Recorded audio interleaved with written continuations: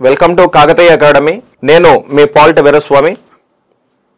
మనం ఈరోజు ఈ వీడియోలో ప్రధానంగా ఏపీపీఎస్సీ గ్రూప్ 2 ప్రిలిమినరీ ఎగ్జాము ఈ నెల 25వ తేదీన నిర్వహిస్తున్నారు కాబట్టి, అదేవిధంగా మార్చిలో మళ్ళీ గ్రూప్ 1 ప్రిలిమినరీ ఎగ్జామ్ ఉంది కాబట్టి, ఈ ఎగ్జామ్లో మనకు మైనస్ మార్కులు ఉన్నాయి కాబట్టి, ఈ మైనస్ మార్కుల నుంచి బయటపడడానికి కొన్ని సులువైనటువంటి టిప్స్ అనేటివి ఏం కాదు, ఇది పెద్దగా జనరల్లో. సరే, ముందుగా ఈ మైనస్ మార్కుల్ని లేదా నెగిటివ్ మార్కుల్ని మనం ఏ విధంగా తగ్గించాలనేటువంటి దాని గురించి చెప్పేటప్పుడు కొన్ని ఎగ్జాంపుల్ చెప్తాను చూడండి.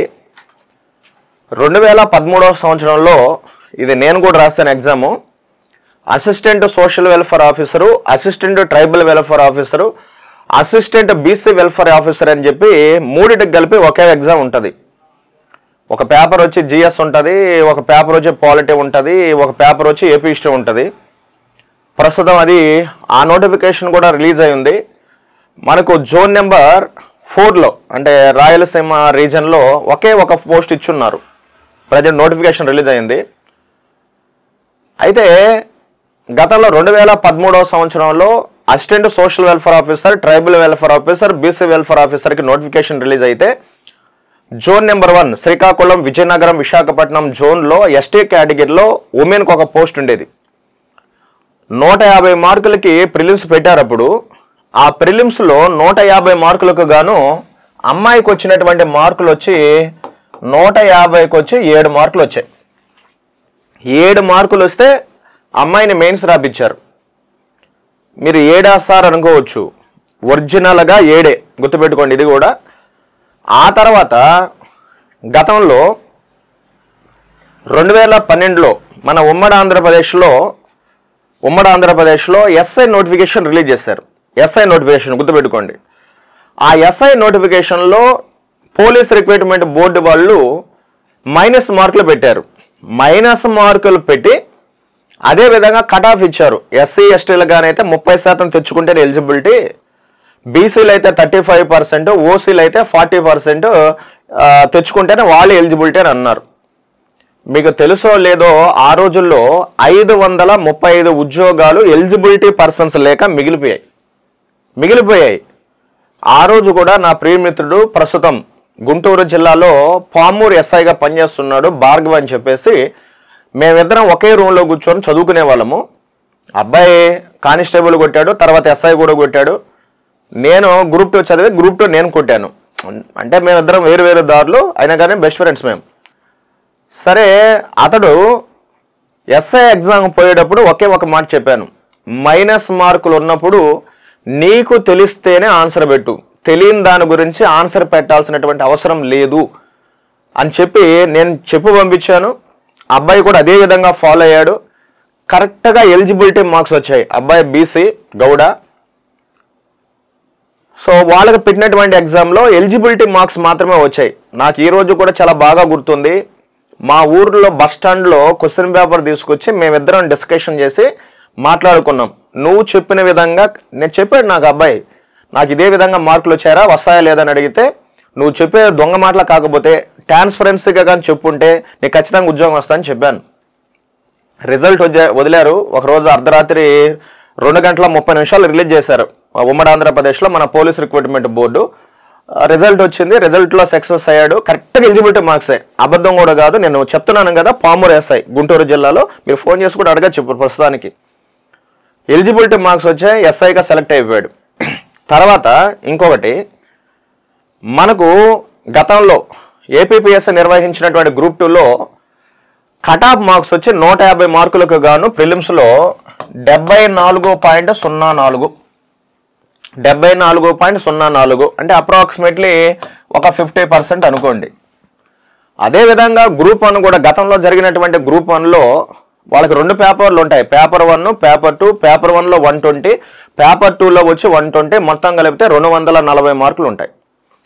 ఈ 240 మార్కులకు గాను ఇక్కడ ఒక 25% తెచ్చుకున్న వాళ్ళు మెయిన్స్కి సెలెక్ట్ అయ్యారు.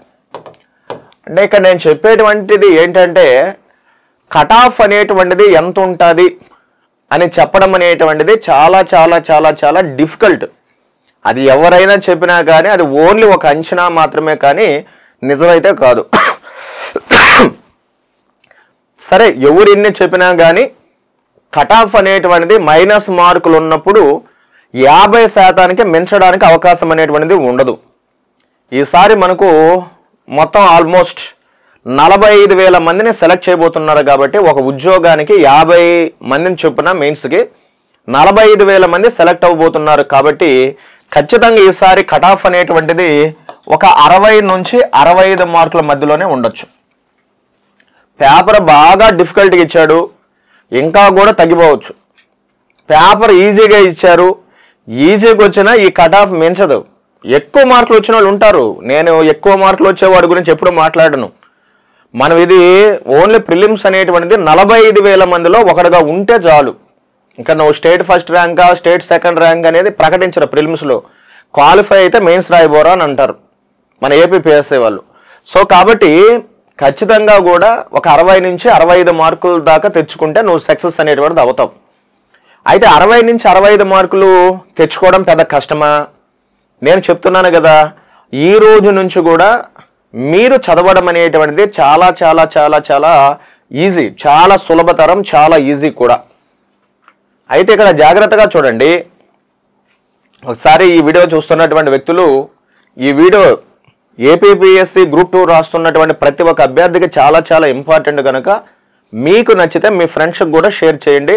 మొట్టమొదటిసారిగా చూస్తున్నటువంటి వ్యక్తులు సబ్స్క్రైబ్ కూడా చేసుకుంటే మనం పెట్టేటువంటి మంచి మంచి వీడియోస్ మీకు వస్తూ ఉంటాయి. ఇప్పుడే కాదు, ఇంకా వస్తూనే ఉంటాయి ఇవి కామన్గా. సో మీకే ఉపయోగకరం. సరే చూడండి, ఇప్పుడు మనకు 5 సెగ్మెంట్స్ ఉంటాయి కదా. ఇండియన్ సొసైటీ ఉంటుంది, మెంటల్ ఎబిలిటీ ఉంటుంది, ఇండియన్ హిస్టరీ ఉంటుంది, అదేవిధంగా జియోగ్రఫీ ఉంటుంది, కరెంట్ అఫైర్స్ ఉంటాయి. అయితే ఈ 5 సెగ్మెంట్స్లో మీరు ఏం చేస్తారంటే, మీకు ఉంటాయి కదా అన్ని 30 ఇచ్చేసారు, వాళ్ళే ప్రకటించారు కాబట్టి ఖచ్చితంగా 30 ఇవ్వాలి. మీకు ఈ 5 సబ్జెక్టులలో ప్రతి ఒక్క వ్యక్తికి ఏదో ఒక సబ్జెక్ట్ ఇంట్రెస్ట్ ఉంటుంది. ఇప్పుడు ఆ సబ్జెక్ట్ని మొట్టమొదటిసారిగా ఆన్సర్ అనేటువంటి దాన్ని చేయండి. ఆన్సర్ కానీ తెలియలేదు అనుకోండి, 100కు 100% తెలియలేదు అన్నప్పుడు దాన్ని వదిలేండి. ఇక దాని జోలికి పోబాకండి. తర్వాత 50-50 అయి ఉంటుంది అని మనకు డౌట్ ఉందనుకో. ఉదాహరణకి సైమన్ కమిషన్లో మొత్తం సభ్యుల సంఖ్య ఎంతమంది అని అన్నారు అనుకో. ఇప్పుడు 1+6 లేదా 1+7 అనేటువంటిది మనకు దైలామా. ఇప్పుడు ఇలాంటి బిట్ని మీరు ఏం చేస్తారంటే అటు రౌండప్ చేసుకోండి, లాస్ట్లో చూద్దాం అనే విధంగా రౌండప్ చేయండి. ఇలా రౌండప్ చేసేటప్పుడు కూడా చాలా జాగ్రత్తగా ఆన్సర్ చేయాలి. 3వ దాన్ని నువ్వు రౌండప్ చేసావు, 4వ బిట్ని నువ్వు చదివి ఆన్సర్ పెట్టిపోతున్నావు. 4వ క్వశ్చన్ యొక్క ఆప్షన్స్ ఉంటాయి కదా, వాటిలో మాత్రమే టిక్ చేయాలి. కానీ అందరూ చేసేటువంటి తప్పు ఏంటంటే 3వ క్వశ్చన్ 4వ క్వశ్చన్ ఉందనుకో, ఇక్కడ ఏ అనేటువంటిది ఉంటుంది, BCD ఉంటుంది, 4వ దాంట్లో కూడా ABCD ఉంటుంది కదా. నువ్వు 3వది వచ్చేసి రౌండ్ వేసుకున్నావు, 4వ చదివావు, 4వది వచ్చి ఏ అనుకో. మనం ఏం చేస్తామంటే ఈ 4వ దాన్ని తిక్కబోయేసి 3వ దాంట్లో ఖాళీగా ఉంది కదా అని చెప్పి తిక్కేస్తూ ఉంటారు. ఇట చాలా మంది చేసేటువంటి తప్పు ఇదే. ఇలా ప్రతి ఒక్క అభ్యర్థి కూడా ఒక 5 మార్కుల దాకా, 1 నుంచి 5 మార్కుల దాకా కోల్పోతూనే ఉంటారు. మీలో కూడా చాలా మంది వివిధ ఎగ్జామ్స్లో కోల్పోయిన వాళ్ళు ఉంటారు. సో కాబట్టి ఇప్పుడు 3వది మీరు ఆప్షన్ ఏం చేస్తారంటే వదిలేస్తున్నారు అనుకోండి, అంటే రౌండ్ వేసుకున్నారు అనుకోండి. అప్పుడు 3వ దానికాడ చేయట పెట్టుకొని 4వ దానికాడ చాలా జాగ్రత్తగా ఆన్సర్ చేయండి. ఇలా చేయాలంటే మీరు ఎగ్జామ్ హాల్లో చాలా ప్రశాంతంగా ఉండాలి. ఎగ్జామ్ హాల్లోనే కాదు, ఈ రోజు నుంచే మీరు చాలా ప్రశాంతంగా చదవాలి. చాలా ప్రశాంతంగా చదివి బాగా తినాలి, బాగా నిద్రపోవాలి, బాగా చదవాలి. ఇప్పుడు ఉన్నటువంటి ఈ రోజుల్లో నేను ఇప్పుడు కూడా గాలికి తిరగతా, సినిమాలు చూస్తా అంటే కుదరదు. కొద్దిగా ఈ 10 రోజులు 12 రోజుల పాటు బాగా హ్యాపీగా ఉండాలి. మీరు గుర్తుపెట్టుకోండి. రైట్, గాలి తిరిగి ఎవడన్నా తిరిగేవాడు కానీ ఉంటే ఆపండి. ఇప్పుడు ప్రాక్టీస్ టెస్టులు రాయాల్సిన అవసరం లేదు. ఇక ఈ 10 రోజుల్లో చదివిన దాన్ని రివైండ్ చేయండి చాలు. ప్రాక్టీస్ టెస్ట్లో రోజంతా అక్కడే పోతా ఉన్నాయి. ప్రాక్టీస్ టెస్టులు నేను అశోక్ నగర్లో చూస్తూ ఉంటాను, మన హైదరాబాద్లో. ఏందో లేదో తిక్కుతా ఉంటారు, చూస్తూ ఉంటారు ఆ పేపర్లు ఎత్తుకొని పోయి. ఎందుకు అంత అవసరం ఉంది? ఇప్పుడు వరకు రాసిన చాలు. ఈ 10 రోజుల పాటు కూర్చొని నీట్గా చదవండి, మంచిగా సరిపోతుంది. రైట్, సరే ఇక్కడ మీరు జాగ్రత్తగా ఇలా చేయండి. అదేవిధంగా మీకు 150 మార్కులు 150 నిమిషాలు. సరిపోతుంది ఖచ్చితంగా. కొన్ని ప్రశ్నలు కానీ అయితే 10 సెకండ్లని పెట్టేవి ఉంటాయి, కొన్ని బిట్స్ వచ్చేసి 20 సెకండ్స్లో పెట్టేవి ఉంటాయి. ఇప్పుడు మెంటల్ ఎబిలిటీ అనుకో కొంచెం ఎక్కువ టైం తీసుకుంటూ ఉంటుంది. సో మీరు ఏం చేస్తారనంటే మొట్టమొదటిసారి స్టార్టింగ్ మెంటల్ ఎబిలిటీ చేస్తూ ఉంటారు. ఇక్కడ మెంటల్ ఎబిలిటీ చేసినందువల్ల నష్టం ఏంటంటే ఏదన్నా ఒక ప్రశ్నకి ఆన్సర్ తెలియలేదనుకోండి 5 నిమిషాల టైం కూడా తీసేసుకుంటూ ఉంటుంది ఇది, మిగతా అలా తీసుకోవి. సో కాబట్టి మొట్టమొదటిసారిగా మీరు ఏం చేస్తారంటే మెంటల్ ఎబిలిటీ కాకుండా ఇండియన్ సొసైటీ కావచ్చు, ఇండియన్ హిస్టరీ కావచ్చు, లేదా జియోగ్రఫీ కావచ్చు, వాటిని ఆన్సర్ 1 లేదా 2 చేసేసి ఇప్పుడు మెంటల్ ఎబిలిటీ కాకుండా ఇండియన్ సొసైటీ చేశారు, జియోగ్రఫీ చేశారు, నెక్స్ట్ మెంటల్ ఎబిలిటీ చేయండి. అంతేగాని మొట్టమొదటిసారి మెంటల్ ఎబిలిటీ తీసుకున్నారు అనుకోండి, దానికి 1 గంట అయిపోయింది అనుకోండి, అప్పుడు బాధపడేది మీరే.